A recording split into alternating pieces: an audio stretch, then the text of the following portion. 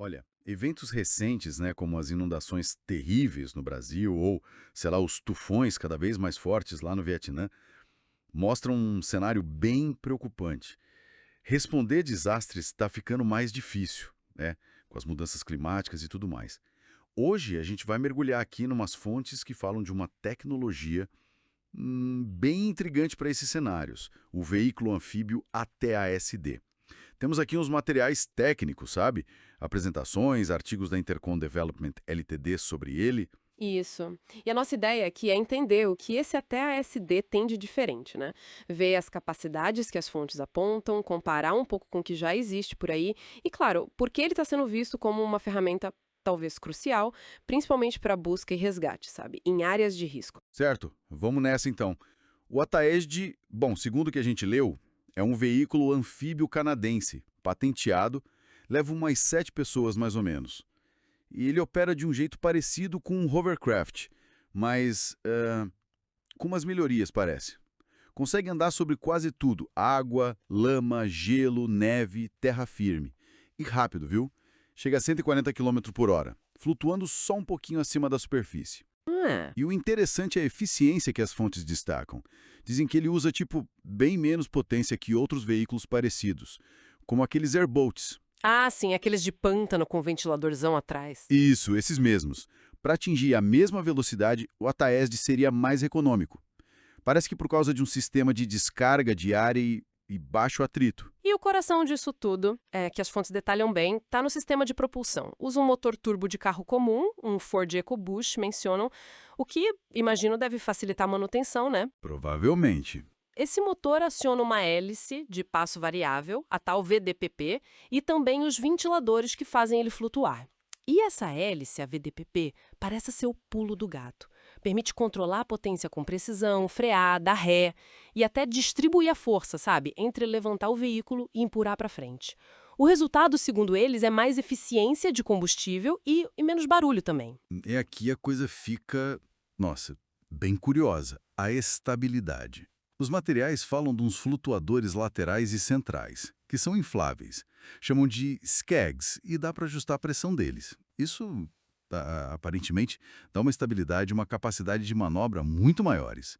Evita aquele risco de virar, que é um problema conhecido em hovercrafts normais e nos airboats de fundo chato. Exato. Parece simples, né? Flutuadores infláveis. Pois é. Mas as fontes garantem que funciona, e a base deles é protegida com um material super resistente, um tal de UHMWPE, para aguentar até asfalto, concreto. Nossa. E essa estabilidade toda, bom, segundo as fontes, se traduz numa capacidade operacional bem robusta. Ele navegaria seguro em ondas de até 2 metros, tipo um barco-pontão, sabe? Por ter o centro de gravidade baixo. Entendi. A capacidade de carga também chama atenção. É tipo um para um. Um veículo de 700 quilos leva 700 quilos de carga útil. Pode levar até 11 pessoas ou então equipamentos, suprimentos. Tem uma área aberta grande atrás, de 2,4 metros por 1,6 metros. E para resgate na água, a borda dele é baixa e inflável, o que tornaria a aproximação de pessoas mais segura, né? Faz sentido. As fontes ainda dizem que ele foi pensado para clima ruim, aguentando vento forte, tipo 75, 90 quilômetros por hora. E foi testado pela Marinha Canadense, lá no Ártico. Descrevem o design como um Lego set, fácil de consertar no local, transportar em reboque ou até por helicóptero. E pode até servir de base para drones VTOL, aqueles que decolam na vertical. Com tudo isso, as aplicações que eles listam são muitas, né? SAR, que é busca em salvamento, os militar, polícia, patrulha de fronteira, emergência médica, controle ambiental, resposta a vazamento de óleo, mineração e até transporte em área remota, serviço postal. É bem versátil. E o custo? Estimo entre 90 e 160 mil dólares por unidade e a operação ficaria nos 40 a 45 dólares por hora. Agora, o número que me chamou a atenção nas fontes dizem que seria até 800 vezes mais barato de operar que helicópteros e que poderia substituir helicópteros em 60 a 70% das missões de busca e salvamento. Uau! Esse número de substituição é bem alto, né? Como eles chegam nisso? Então, as fontes apresentam essa estimativa baseada na capacidade do ATSD de operar onde helicópteros normalmente atuariam, mas com custo muito, muito menor. E talvez com menos restrições de clima ou de local para pousar, né? E se a gente conecta isso com o cenário global, bom, a necessidade fica clara. A gente está vendo a frequência de desastres aumentar, né? As inundações no Brasil, no Sudeste Asiático.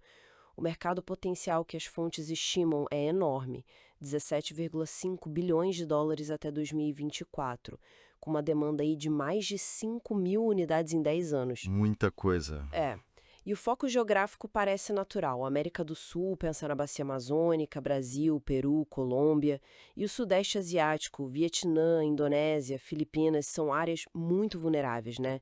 Inundações, tufões, monções, subida do nível do mar.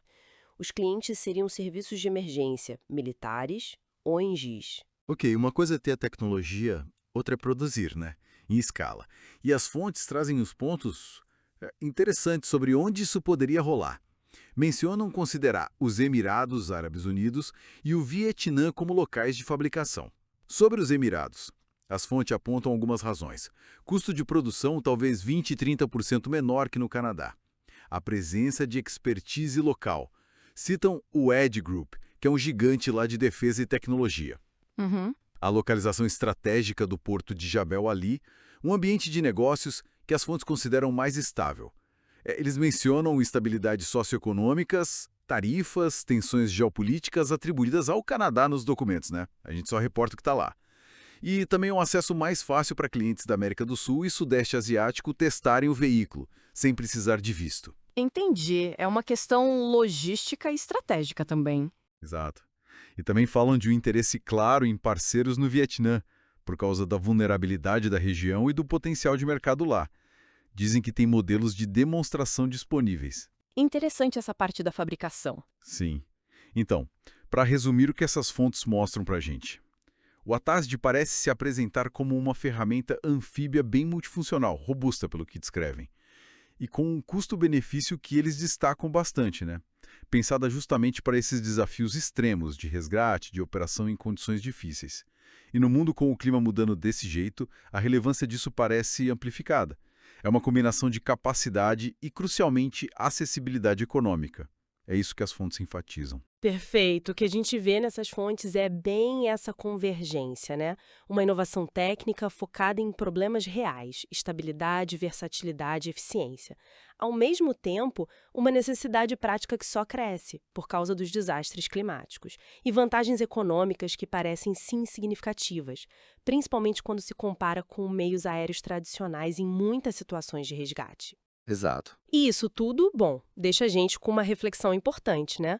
Considerando essa demanda crescente por respostas rápidas a desastres e esses benefícios de custo que as fontes apresentam, como será que a adoção em larga escala de tecnologias como a TASTES poderia de fato transformar a infraestrutura global de resposta a emergências e fortalecer a resiliência das comunidades mais vulneráveis nas próximas décadas? Fica a pergunta no ar.